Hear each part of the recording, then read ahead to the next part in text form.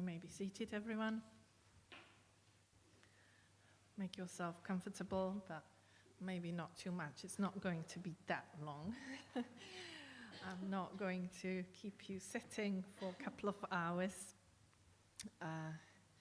It's Shabbat, Matot, and the Torah readings come from the book of Bamidbar, 31, and we read verses 1 to 11. The Haftarah came from Jeremiah, the prophet, chapter 2, verses 1 to 13, and Messianic writings were from the Besorah of Luke, chapter 19, and we read verses 28 to 40.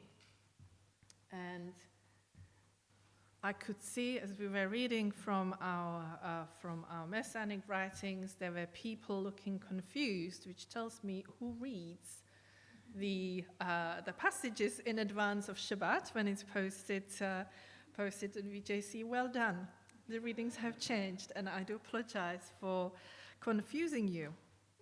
But there is a reason for that, and I'm sure that you were blessed with the extra reading to Timothy, which you've done early this week.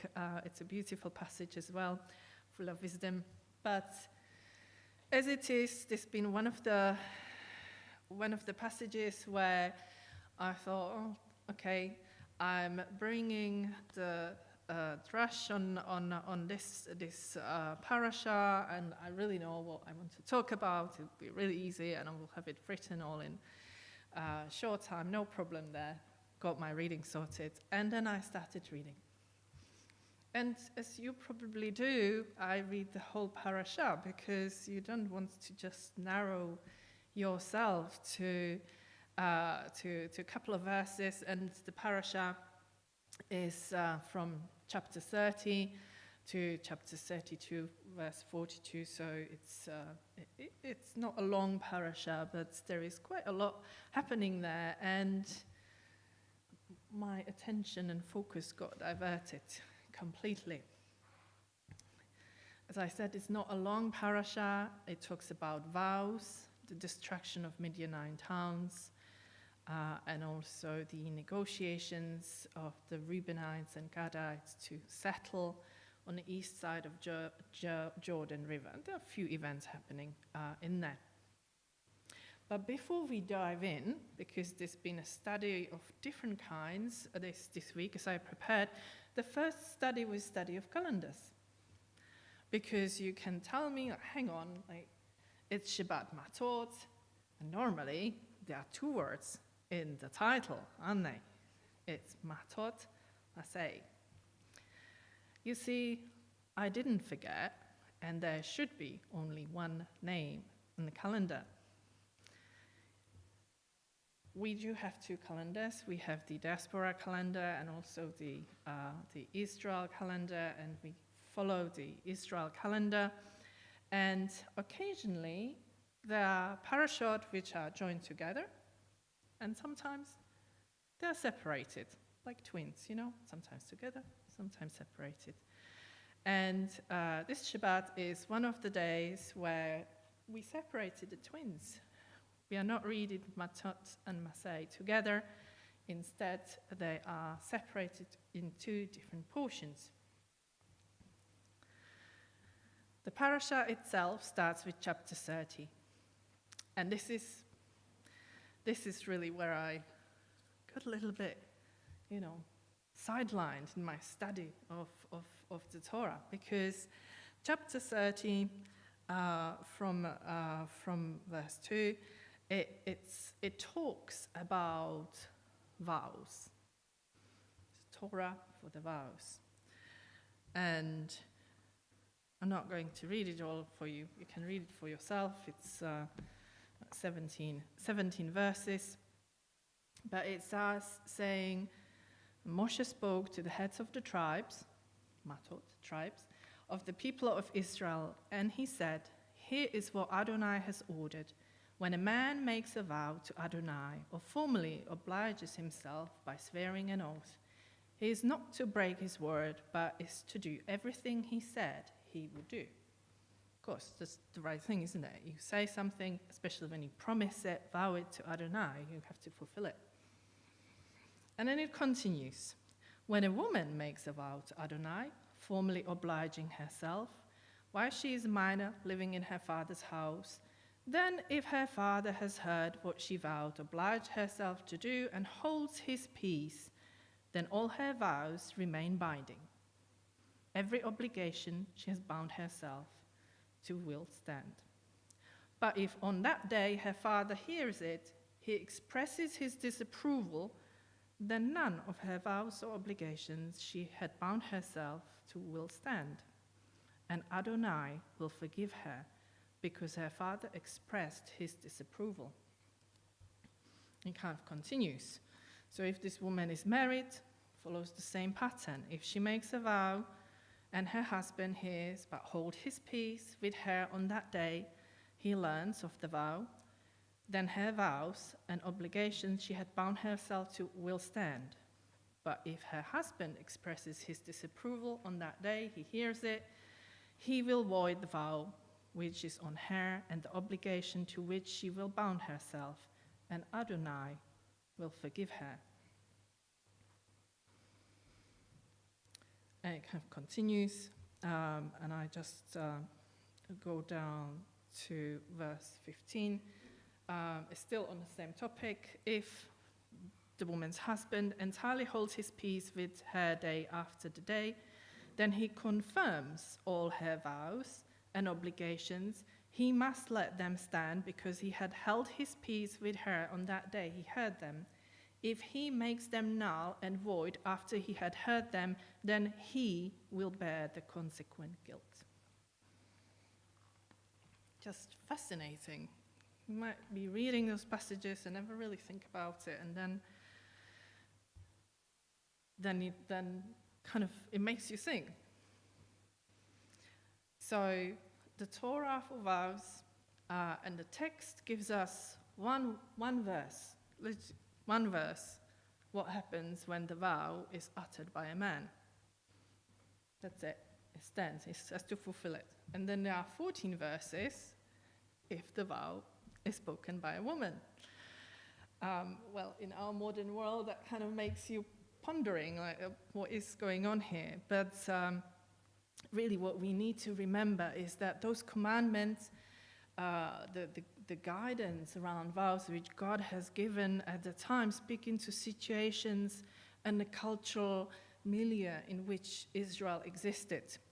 And at that time, of course, women were not completely free to do what they wanted. They were under guardianship of their father or husband. And it kind of gives guidance what to do in those situations. It really doesn't concern me in that sense. That's not what I want to talk about. Instead, what I was really intrigued by is the role of silence, which is given in this passage.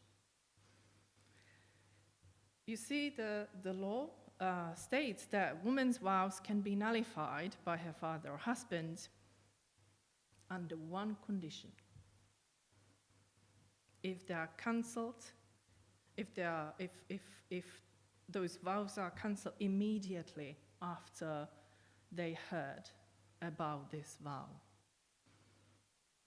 So if they delay their disagreement, disapproval, or they just don't respond, hold their silence, don't say anything, the vow becomes irrevocably binding. Cannot be cancelled later when they had the time to think about it. And what we read today, that if they force the breaking of the vow later, the guilt will be on the male, not the female. It's intriguing. What we hear in those verses is the notion that silence is like assent, it's approval. Once the husband knows that what his wife has sworn, he really has two options. Either he disagrees with her immediately, and the vow becomes void, and it's not held by God against her. Or he will hold his silence, and he will become a party to this vow. By not responding, he agrees with the vow. Intriguing concept, and it really made me to wonder, when we talk about vows, what is it? What does it mean? What do we know? What does the scripture tell us about vows? I've done a little bit of research, and really the vows, as we read about them, they are what it says. It's a promise, an obligation, promise, which was made directly to God. They're words which are spoken directly to God, saying, I will do so and so, or I will not do this and this. There are a couple of examples of vows taken, spoken.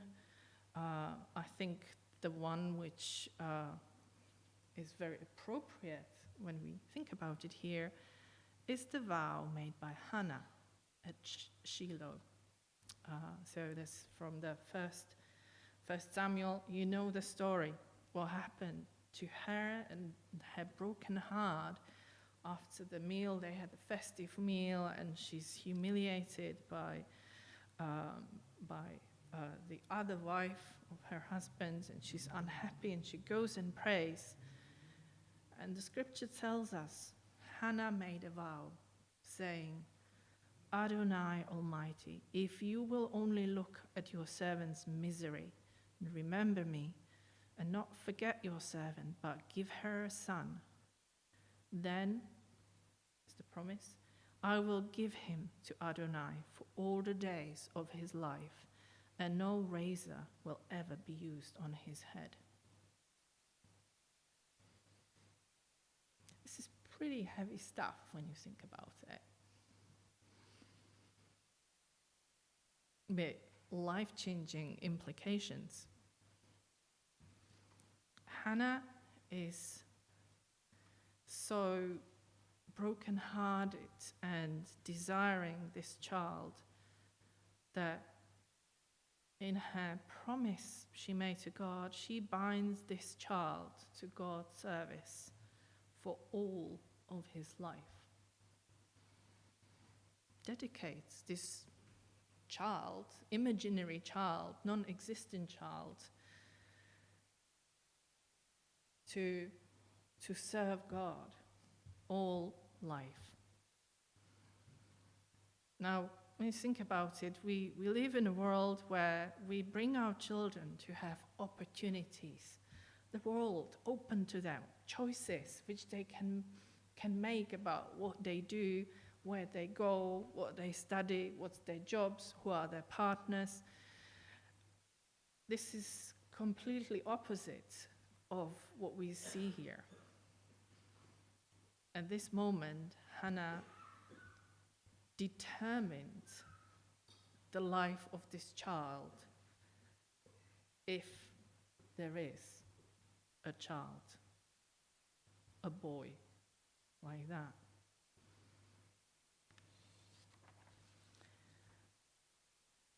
And this is where it becomes interesting, because there's nothing said about this vow.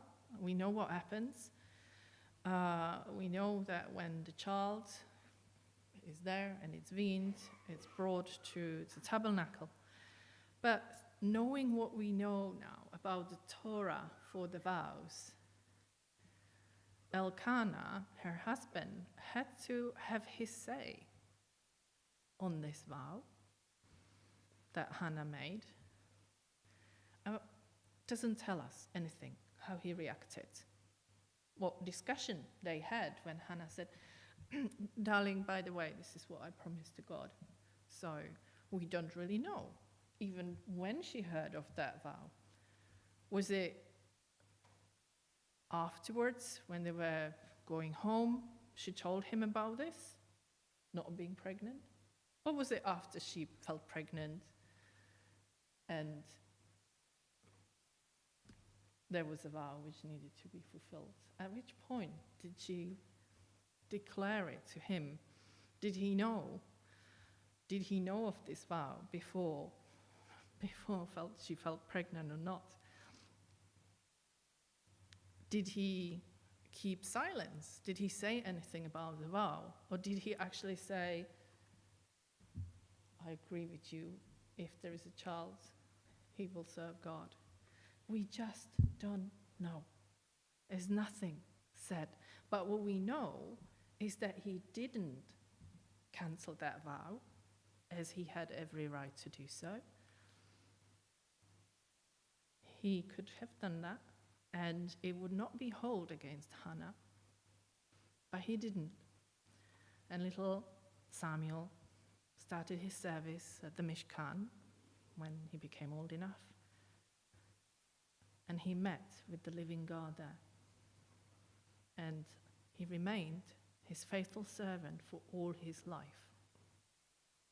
You can read about the life and words of Samuel. We know that he had children. He had sons. But he truly served his whole life to God,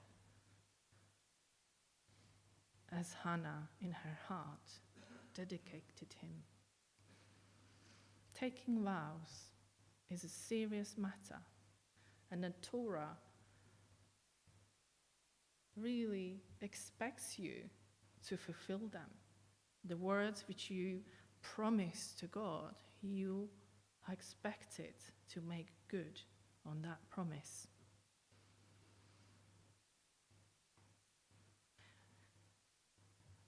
There, of course, was the other vow which we know, the tragic one with Yeftah's daughter, and I didn't want to really go into that, but it shows the importance of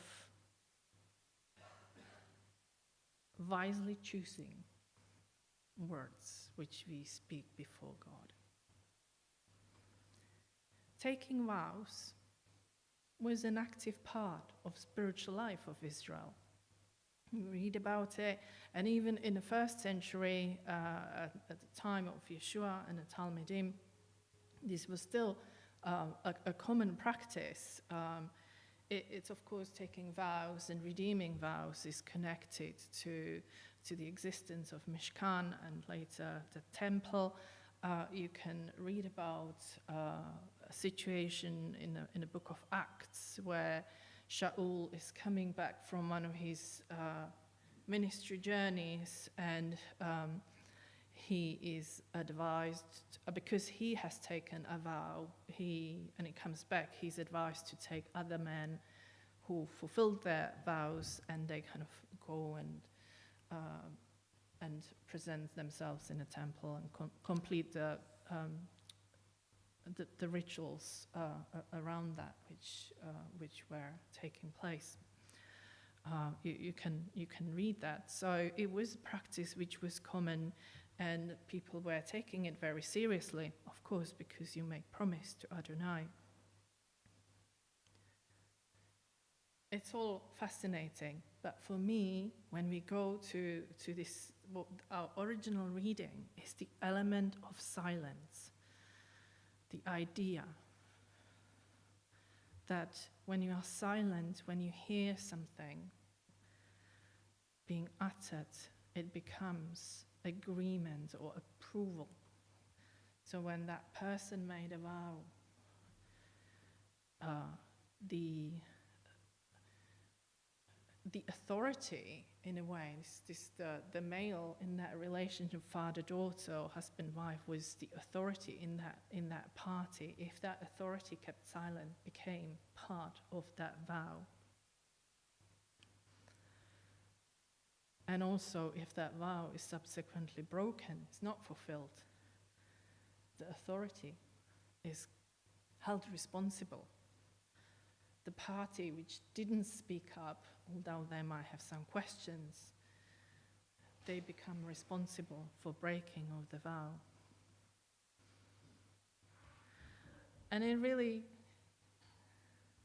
made me think about the wider implication of this idea of not speaking up when you see or hear something. This principle, applying it in the wider concept of our lives.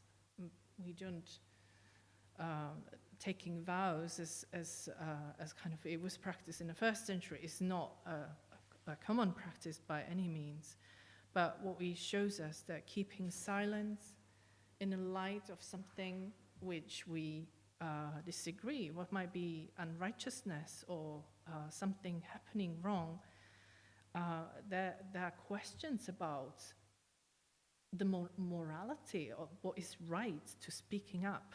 And really, when I was researching this, there's some really interesting debates happening about this silence as assent idea. It took me down the kind of back to my origins, to a quote from Rabbi Lev. He was a 16th century rabbi of Prague, probably one of the most famous rabbis who were leading the Jewish community in Bohemia and Moravia, and a very, very interesting character to study and read. And he wrote one thing, a very deep quote. He wrote, "While a person may be individually pious, such good will pale in the face of the sin of not protesting against an emerging communal evil. Not only will such piety not avert the impeding evil, but such a pious person will be accountable for having been able to prevent it and not doing so.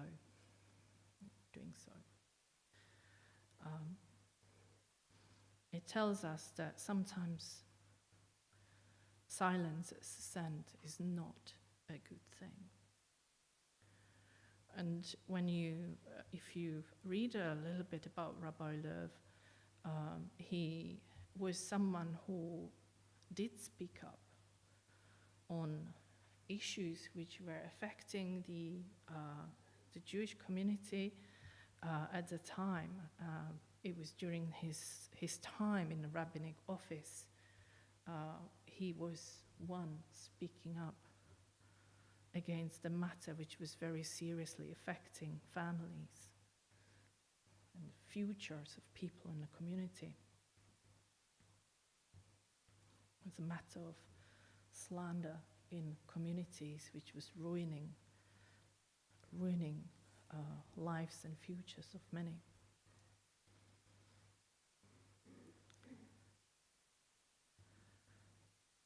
I think there are definitely examples in history we can learn from and educate ourselves.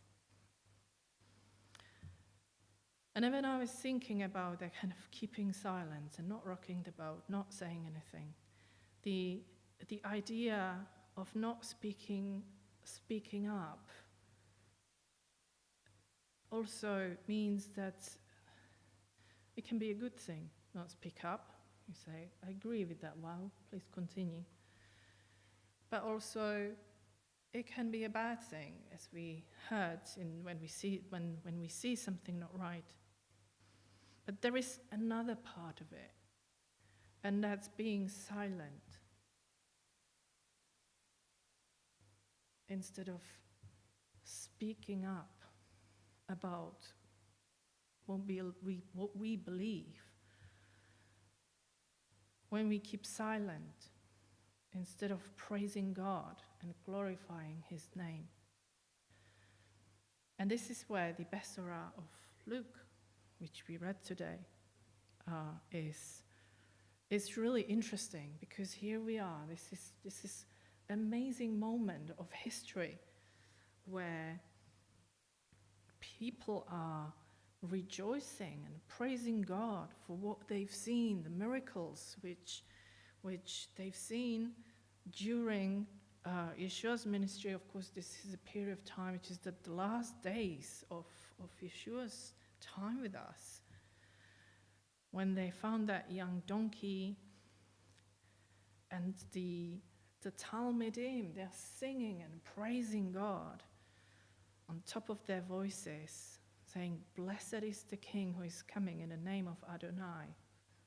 And, this is a declaration of, Yeshua. He is the King. He is the Messiah. This is what they were saying. Shalom in heaven, glory in the highest places. And not everyone agreed with that. There were people in the crowd who were quite appalled by what this was happening. And they were saying to Yeshua, "Rabbi, stop them, reprimand them. They are not allowed to say this. They are not allowed to glorify you like this." And what did Yeshua say? "If I tell you that if they keep quiet, the stones will shout." Here Yeshua is told to rebuke people, not to speak the words of praise.